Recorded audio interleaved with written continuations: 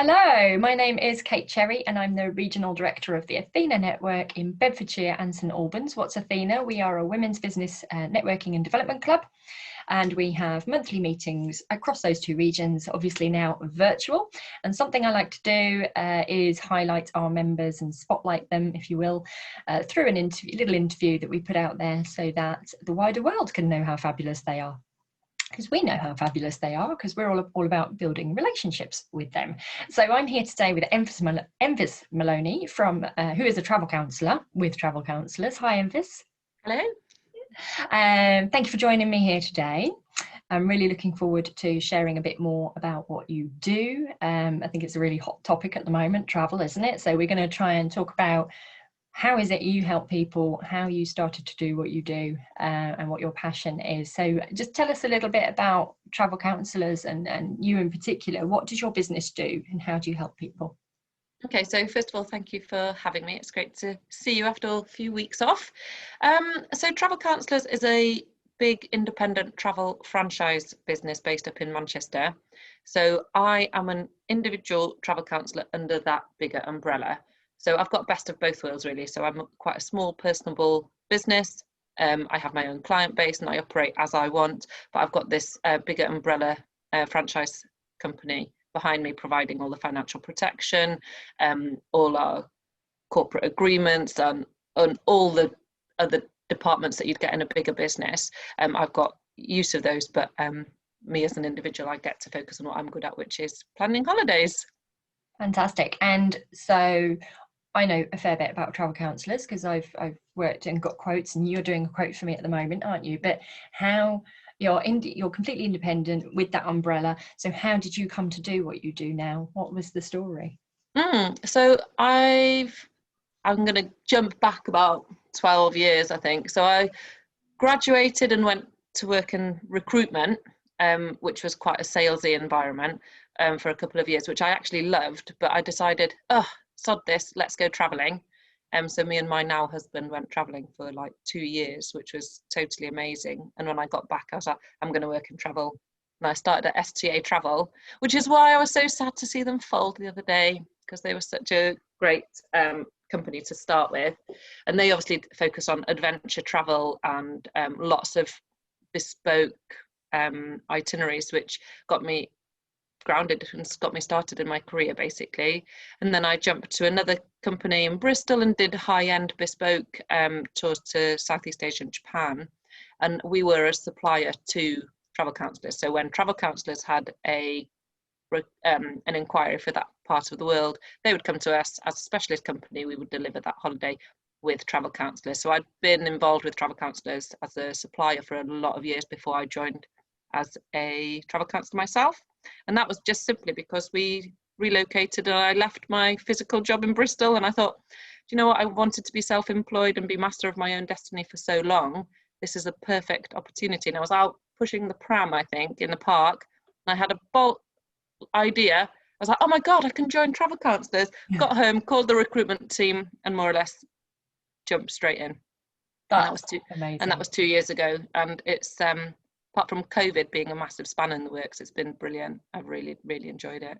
I love that. That's such a progression, and I love the light bulb moment, pushing the buggy along, and that's so symbolic as well as of how you needed that to be able to fit in with your new life, I guess, as well. Yeah. Having kids and not having to sort of go and clock in, so to speak. And I know that you fit it really, really well around the kids and travel. You've just been traveling for weeks, haven't you, through the UK? Yeah. Working while you're doing it, which is great. Never stopped traveling. And I know you have a particular passion. So we tend to think of our 5-star hotels and beautiful sandy beach, blue sea locations, which obviously you do as well. And that's something we're looking at, isn't it? But you have a particular passion, don't you? Probably based off those 2 years of travel. Could you share it? Yeah, totally. I mean, so my customers often come to me because they want a holiday, but they're starting to think, what could we do? We've got 2-3 weeks, we're a bit bored of all inclusive. We've done it to death. Or, before kids, we used to really travel and could we do it again? And so I just handhold people through the process and make it accessible, basically, and be like, yes, you can have a really high end or really deluxe experience. You can still have 5-star hotels, but you can do it on the move and sort of join dot to dot different destinations up and have incredible experiences with elephants or roller coasters or helicopter rides across the Grand Canyon, or whatever you want. You just pad out those arrangements to make it a really immersive and experience-led holiday, rather than just what we call a fly and flop holiday. So you fly and you flop on the beach and you stay there. But my customers do that too. I do a lot of beach holidays as well, but it's usually that they do maybe one of those, but then eventually I'll try and convince them to do something more adventurous and really taste and sample some of the world, because it's there to be enjoyed, Absolutely. And a colleague of mine said once, we have 18 summers with our kids, which these days is under calculating it, because kids don't leave home for years and years these days with the financial situation. But at the same time, what it meant was family holidays where you Precious. have your kids. It's about experiences, isn't it? So we went to Vietnam when the kids were 5 and 7 for a wedding, which we could have gone to on our own and decided not to. And then now you and I are talking about, my kids, they're now 13 and 15. And actually I'd like to do what I'm calling an experience holiday with them, although kicking and screaming, because they're like, yeah, whatever. I think with the internet these days, they'll thank you once they're there. Absolutely. So we were talking about one of your favourite destinations is Bali, isn't it? For personal reasons, I guess. Is that where you went on honeymoon? Yeah, it is where we went on honeymoon. And so I love Asia as well. Yeah. I wouldn't even have thought of that, because I was thinking, oh God, I don't know, driving trip through the US or Mexico or whatever it is. And what I find is great is you come up with different suggestions that I might not have thought of, and that's drawing from your experience. So it's amazing to be able to talk to someone who has all that experience, which is fantastic. And you and I met last summer, didn't we? And then you joined the Bedford Athena group at the launch, didn't you, in October? So tell me a bit about why did you join Athena? What appealed to you? Lots of reasons, I suppose. So obviously when you start up your business, you don't have a customer base.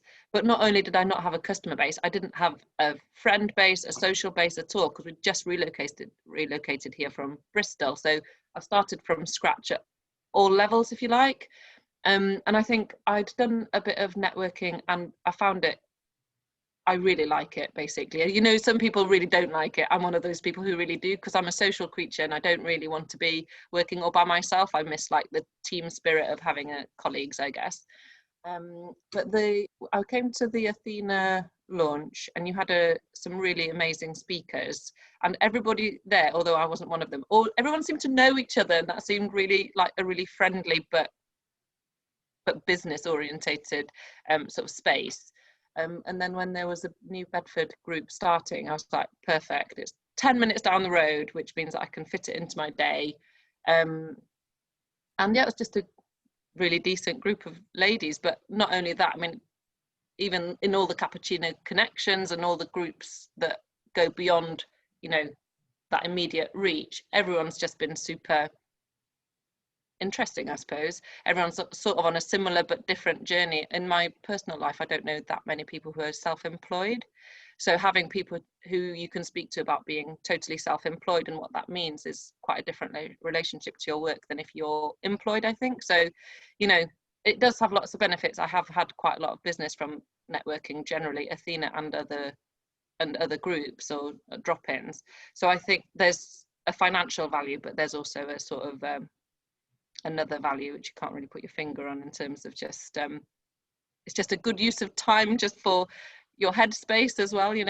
Gets you inspired, keeps you learning, keeps you meeting people who you wouldn't otherwise. You wouldn't know these people. No. And it's like working for yourself but not by yourself, isn't it? Because that's a nice way of putting it. It's something someone once said to me in my other business. It's working for yourself but not by yourself, which is nice, isn't it? You have that community. And I know you're definitely valued within that group for sure. And so what tips do you have for someone who is doing what you've done, which is going from employment to being self-employed and starting their own business? Oh, I just say dive right in there.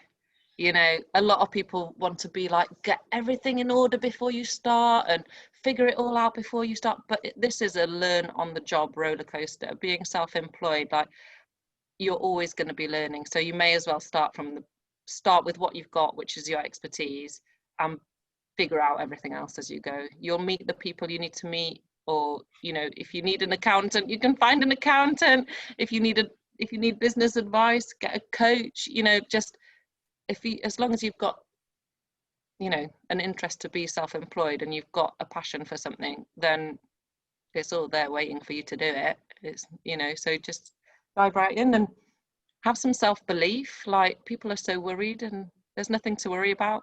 I tend to say to myself sometimes, if I'm on the fence about something, if I'm anxious about, you know, is that social media post too personable, or am I too much, or am I feeling really shy about it, or if I don't want to walk into a room, I'm just like, well, you've absolutely got to. And if I don't want to do it, that's even more of a reason to do it, because it's because you're out your comfort zone a little bit, you know.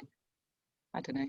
Someone once said to me that feeling of being scared about something is physiologically the same as the feeling of being excited about something.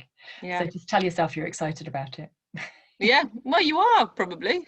But it's Yeah. daunting. It is really daunting. But you know what can go wrong? And if it does go wrong, does it matter? No, in the grand scheme of things, doesn't it? Yeah.